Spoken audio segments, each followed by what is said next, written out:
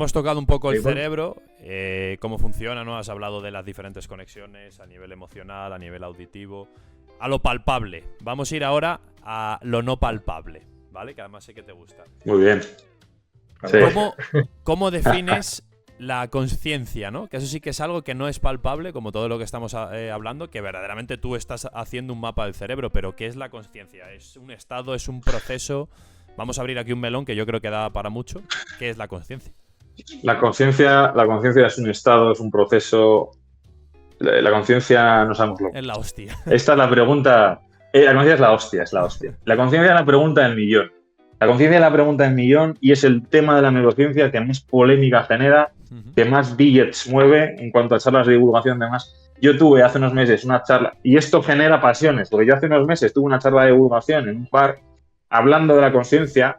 Entonces yo di mi charla y hubo espontáneos, hubo gente del público muy espiritual que me dice: no, esto, ¿por qué te has dejado esto? Lo otro, no has tenido en cuenta el alma. La conciencia es un campo espinoso y por eso a mí me encanta, porque yo soy ya sabes que yo soy un jugón, entonces me gusta meterme en fregados. Sí, mucho. Entonces la conciencia, el que te diga que sabe lo que es la conciencia te miente. ¿Qué es la conciencia? Yo ahora voy a tener que activar mucho el cuñadez científica, ¿vale? O sea, esto lo digo yo. Así lo la conciencia, exacto. La conciencia, mira, muchos filósofos, que ahora les voy a meter una hostia, pero muchos filósofos que les gusta mucho definir las cosas, lo han definido bien, ¿no? La conciencia o el ser consciente es ser como. ¿Qué significa esto? Que un ser consciente es como algo. Hay algo que es como ser un ser consciente. ¿Qué significa eso? La subjetividad. La conciencia es la subjetividad. Tú puedes pensar en ti mismo, puedes pensar sobre las cosas, tienes valores positivos o negativos sobre las cosas, tú sabes que tú existes, tú te sientes diferente al resto de la humanidad, tú sabes que eres un ente diferente. Eso es la conciencia. La conciencia es la capacidad de pensarse a sí mismo, ¿no? Entonces, ¿por qué la conciencia es tan jodida de estudiar? Porque ¿cómo puede ser que la materia orgánica se estructure de tal manera que esa materia orgánica sea capaz de pensarse a sí misma? O sea, ¿cómo puede ser que millones y millones y miles de millones de neuronas se estructuren de una determinada forma que hace que ese grupo de neuronas sepa que es diferente al resto? Es la pregunta del millón. ¿Estamos cerca de contestarla? A mí es un tema que me fascina. Yo ya te digo que me dedicaría toda mi vida a ese tema. Anécdota cachonda. Creo que fue el año 98. En el año 98 hay un neurocientífico muy famoso que estudia la conciencia, creo que es Christopher Koch, en una convención. Exacto. Mira, jódete que cuando he repasado cómo se llamaba, porque a veces se me vuelan los nombres, porque digo, esto me lo van a preguntar, he visto Koch, no se escribe como Koch, pero he dicho, este chiste va a salir. No, es que es así, es un nombre desafortunado. Entonces, digamos que Christopher Koch, un neurocientífico sobre la conciencia muy famoso, en una convención tuvo una discusión, un simposio muy agitado con un filósofo muy famoso que se llama David Chalmers, y en el año 98 se apuestan estas dos figuras lo siguiente. Le dice Christopher Koch: en 25 años habremos resuelto el misterio de la conciencia. ¿Qué es resolver el misterio de la conciencia? Identificar las áreas cerebrales o identificar cómo del cerebro surge la conciencia. Bueno, hace poco se cumplió, ¿no?, el aniversario de esos 25 años. ¿Y qué pasó? Pues que no tenemos ni puta idea. Que no hemos avanzado mucho, no hemos avanzado demasiado. Y os diré que Christopher Koch, el neurocientífico, le tuvo que comprar una caja de vinos a David Chalmers. Se jugaron una caja de vino los cabrones. ¿Cuál es mi problema con la filosofía? La filosofía ha entrado de lleno desde hace décadas en el estudio de la conciencia. ¿Cuál es mi problema? Que en el estudio de la conciencia, en la filosofía, es como ese amigo que tú le dices: ayúdame a hacer una mudanza, y entonces vais 3 amigos y tenéis que subir un sofá de 100 kilos por unas escaleras porque no hay ascensor. Y entonces el filósofo en el tema de la conciencia es este tío que se queda apartado y dice: es que no cabemos los 3 y entonces te va diciendo, ostras, no, más a la izquierda, no, ahí vas mal. Es que son eso, ¿no? No ayudan los cabrones, pero te dicen que vas mal. ¿Que por dónde vas? Entonces es el mayor, ¿no? Es el mayor palo que les tengo que dar en este sentido. Pero es verdad que no estamos avanzando demasiado. Totalmente. Son críticos de cine. Entonces, la neurociencia actual lo que tiene son teorías. Uh-huh. Hay diversas teorías, que son las teorías de los correlatos de la conciencia. ¿Qué significa esta? Que hay diversas teorías que especulan o diversas teorías que lo que pretenden es hallar cuál es el correlato biológico que encaje, ¿no? Que hace posible la conciencia. Uh-huh. El problema de esto es que hay muchas teorías. Por ejemplo, hay una teoría que dice que la conciencia surge de la relación entre la corteza prefrontal y la parietal. El problema de esto es que hay ámbitos de la conciencia que no, digamos, hay ciertas funciones superiores. La memoria, por ejemplo, que es una función que yo englobaría entre lo que es la conciencia, que no tiene tanto que ver con la conexión entre la corteza prefrontal y la parietal. Entonces, hay muchas teorías de estas, muchas teorías sobre correlatos, sobre qué es lo que genera la conciencia. El problema es que hasta ahora ninguna, ¿no?, ha conseguido explicarlo, porque ya te digo, porque siempre nos estamos dejando algo. Uh-huh. ¿Esto significa que la conciencia no se pueda explicar? Que creo que tiene relación con la pregunta que me hacías después. Sí, ¿cómo se estudia verdaderamente? Porque has dicho que es muy difícil el problema de esto, de saber qué es, pero ¿cómo se estudia? ¿Cómo te pones tú en un laboratorio a estudiar? Yo, antes de esto, yo voy a hacer claro, ese es el problema. Yo voy a hacer un spoiler. Tú antes me has preguntado, ¿crees que todos estos misterios se van a desentrañar? Yo creo que sí, porque yo soy reduccionista, materialista y orgulloso. Que es que hoy en día en la neurociencia y tal, en la academia, el reduccionista y el materialista es como un insulto. Pues yo sí, yo soy reduccionista y materialista. Yo pienso que cuando descifremos las conexiones, cuando descifremos las funciones, podremos entender la conciencia. El problema es que estamos muy lejos, muy lejos de ello. Pero yo soy optimista, tengo que serlo. Pues yo me tengo que levantar todos los días y tengo que ser optimista. Si no, pues nos jodió. Pues básicamente, el problema es este, ¿no? ¿Cómo se estudia? Tú para hacer un experimento, primero tienes que tener una situación controlada. Segundo, tienes que poder imitar una situación que se da en la realidad en un laboratorio, y esto no se puede hacer con la conciencia, porque, para empezar, tenemos problemas en definir qué es la conciencia. Uh-huh. Es que la conciencia no es una cosa. Hay muchas funciones superiores del cerebro, pues memoria, atención, percepción, que tienen que ver con la conciencia, que son distintas entre sí, pero que no son la conciencia. Entonces, realmente tú no puedes estudiar en un laboratorio. Tú para hacer un experimento tienes que parcelar mucho y precisar. Tú puedes estudiar en un laboratorio, yo qué sé, la percepción del sonido, ¿no? Tú puedes estudiar en un laboratorio si un núcleo concreto del cerebro tiene que ver con el procesamiento emocional. Pero estudiar en un laboratorio la conciencia es muy complicado. Entonces, estamos intentando ir pegando puzzles en muchas direcciones. La verdad es que estamos lejos. Uh-huh. Yo creo que el principal problema es que no se está definiendo completamente qué es la conciencia. Se hizo una convención en Nueva York entre diversos expertos.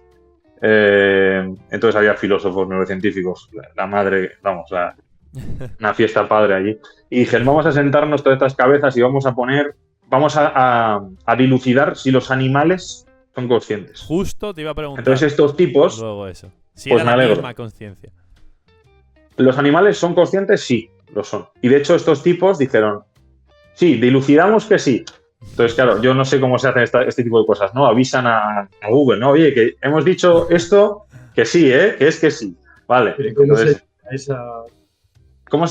ahí es donde voy. ¿Qué utilizaron este comité de sabios, ¿no?, para decir que los animales, que sí lo son, los animales son conscientes? Yo estoy completamente de acuerdo. ¿Pero qué utilizaron? Diversos argumentos para decir que las abejas, los ratones, los perros son conscientes. Pues, por ejemplo, uno decía, no, los perros juegan. Jugar es un símbolo de que son conscientes. Uh-huh. No sé quién, el elefante, se reconoce en un espejo, luego sabe que es algo diferente al resto del mundo, se sabe uno mismo, o sea que es consciente. Los no sé quién, los gaviotas, me estoy inventando, tienen memoria. Luego la memoria. El problema de esto es que si te fijas, esos argumentos están hablando de funciones cerebrales que no tienen nada que ver entre sí. Una cosa es la memoria, otra cosa es la capacidad de reconocer a sí mismo, otra cosa es la capacidad de atención. Entonces, realmente no tenemos ni idea de lo que es la conciencia. Estamos muy lejos. ¿Pero son conscientes? Sí son conscientes. Un perro sabe que él es un individuo individual. Menos mal que soy científico y no literato. Entonces, un perro sabe que tú eres su amo, que él es un individuo. Un perro tiene emociones, un perro sueña, tiene sueños. Un perro tiene... No me atrevería a llamarlo pensamiento. Buena pregunta. Eso a veces estaría bien ser un perro para saberlo. Me imagino que bueno, iba a decir una barbaridad. Pero sí tienen conciencia. ¿Cuál es la diferencia posiblemente? ¿Y qué es lo que hace al ser humano? ¿Qué es lo que hace el ser humano ser el ser humano? ¿Qué es lo que hace la conciencia que tenemos tan alucinante? Pues posiblemente, si tú comparas la corteza cerebral de diversos animales, vas a ver que la corteza cerebral del humano es completamente curvada, como una nuez. Tiene estas circunvoluciones. Está completamente plegada. Mientras que el cerebro de otros mamíferos es completamente liso, que por eso se llaman lisoncéfalos. ¿Qué permite esta curvatura del cerebro? Albergar mucho más espacio. Significa que si tú consiguieses hacer de la corteza del cerebro un mantel y pusieses el mantel encima de la mesa, el mantel tendría muchos más centímetros cuadrados que el de otros animales. Y dentro de esas áreas corticales, el grado de interconexión es tal que es una verdadera locura. Entonces, posiblemente eso es lo que nos diferencia. Es una diferencia posiblemente cuantitativa, más que cualitativa, ¿no? Porque ciertos animales tienen consciencia. Yo creo que la diferencia es cuantitativa. A mí me gusta ver un poco la consciencia, esto es cuñadez científica, a mí me gusta ver un poco la consciencia como un iPhone. Que yo no tengo iPhone, yo tengo un Xiaomi, pero que encima lo tengo ya. Yo creo que de los tres ninguno tenemos iPhone, Mejor. Entonces, sí. Básicamente, tú coges el Nokia de tu abuelo, sí. y ese Nokia, con ese Nokia puedes comunicarte. Vamos a suponer que no lo es, ya os digo, que la función del cerebro es generar una conciencia, que no lo es, esto es algo más espontáneo. Pues el Nokia lo hace, ¿no? El Nokia cumple su función, te puedes comunicar.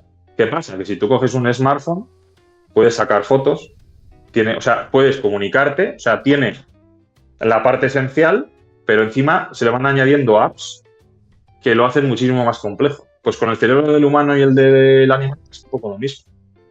Yo creo que es un tema cuantitativo. Nuestros cerebros son mucho más impresionantes. No es lo mismo descifrar. Se acaba de descifrar, que esto es un hito de la neurociencia, se acaba de cartografiar el cerebro de una mosca de la fruta. Mira, ¿qué iba a decir yo? ¿Una mosca o un mosquito? Estaba entre esos dos. Totalmente. Es un cerebro muy, muy poco desarrollado, entonces es mucho más fácil estudiarlo. Y se ha cartografiado entero. Yo os decía que los frikis como nosotros intentan hacer un mapa de carreteras. Pues estos tíos han hecho un mapa de carreteras del cerebro de la mosca. Es un hito histórico de la neurociencia, que nos acerca a muchas cosas. Hacer eso con el de un humano es una verdadera locura. O sea, si ya es una locura hacerlo con el de una mosca. Entonces digo que entonces también depende un poco la complejidad del cerebro, depende entonces del tamaño de dicho cerebro. No tanto. O no siempre. No siempre, porque el cerebro de una ballena o el de un elefante puede ser más grande que el nuestro. Pero no tiene nada que ver. El nuestro es demasiado sofisticado, es alucinante. Sí que tiene que ver el tamaño del cerebro, porque nuestro cerebro es más grande que el de Homo antecesor o el del Australopithecus, pero no es una correlación de uno, no es una correlación completamente causal. Pero sí, tiene que ver, pero no siempre. Si no sabemos exactamente qué es la consciencia, ¿crees que podremos llegar a desarrollarla en una inteligencia artificial? Abriendo ahora... Esto es una pregunta cojonuda.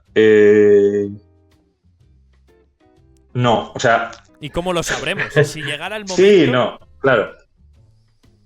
Si llegara el momento, date por jodido.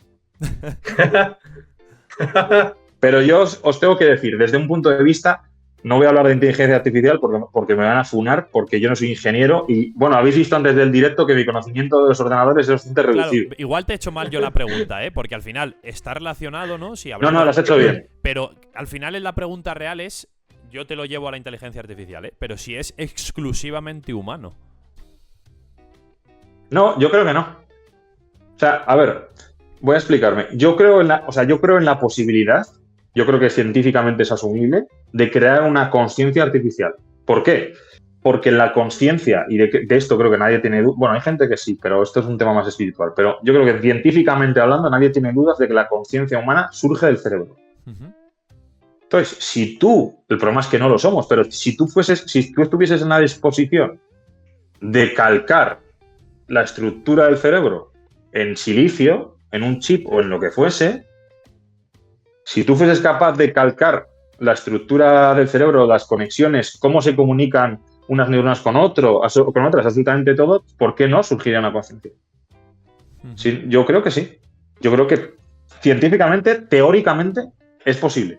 Ahora bien, esta frase que he oído mucho, ahora voy a hablar desde el punto de vista neurocientífico. Esta frase que oigo mucho a ciertos científicos y ciertos famosos: hay que empezar a tener cuidado con la inteligencia artificial porque cualquier día va a surgir Skynet de Terminator o esto de Matrix y nos va a matar. Eso es una absoluta gilipollez. ¿Por qué? Es una gilipollez. ¿Por qué? Si no tenemos ni idea de cómo surge la conciencia en el cerebro humano, ¿cómo cojones vamos a generar una conciencia artificial? Sí, verdaderamente. Pero averiguamos lo que es. ¿Cuál? No he escuchado este punto. No, que si al final se descubre, digamos, todos los secretos de la conciencia. Yo creo que se podría crear, sí, sin duda. Yo creo, o sea, teóricamente... No, o sea, mi punto de vista es, teóricamente es completamente posible. Es replicar, ¿no? Completamente posible. Totalmente. Mi punto de vista es completamente, o sea, teóricamente es completamente imposible. Posible, perdón. Lo que quiero decir es que esta gente que dice que de aquí a 4 días está asustada con el ChatGPT, de hostias, esto va a tomar conciencia espontáneamente. Eso no tiene ni pies ni cabeza. Interesante.